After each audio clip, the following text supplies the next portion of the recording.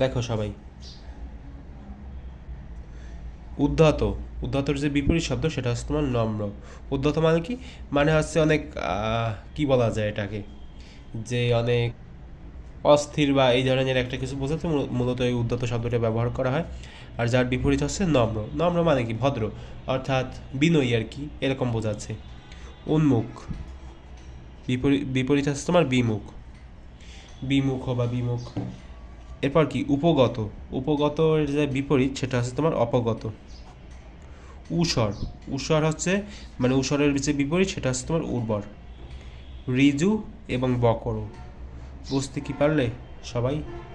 এগুলো কিন্তু খুবই গুরুত্বপূর্ণ, যে কোনো সময় তোমাদের যে পরীক্ষায় এসে পড়তে পারে। তাই খুব ভালোভাবে পড়ে যাও, কারণ এগুলো লিখতে তোমাদের একটু কষ্ট হতে পারে বা তোমাদের একটু সমস্যা হতে পারে, কারণ এগুলো একটু কঠিন মনে হয় কি, আসলে কিন্তু কঠিনই এগুলো একটু।